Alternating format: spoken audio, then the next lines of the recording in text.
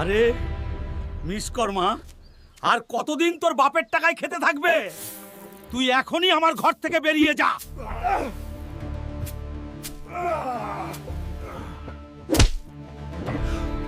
বাবা, বাড়ি ছেড়ে যাস না, আমি তোকে ছাড়া বাঁচবো না রে। আমি টাকা রুজি করি না বলে বাবা আমাকে ঝাড়ু দিয়ে মেরেছে। এখন গ্রামের সব থেকে ধনী ব্যক্তি হয়ে দেখাবো। মালিক, আমাকে কোনো কাজ দাও, আমার টাকার প্রয়োজন।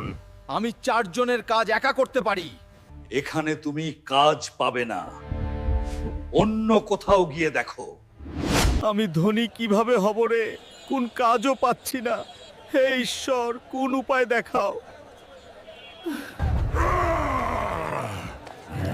কি? 1000 কেজি তুললে 1 কোটি টাকা।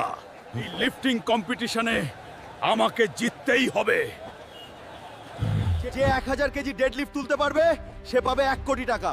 যে তুলতে পারবে সে লিফটিং রিং এ চলে আস। আমি পারবো। বন্ধুরা, তোমাদের সাহায্য চাই।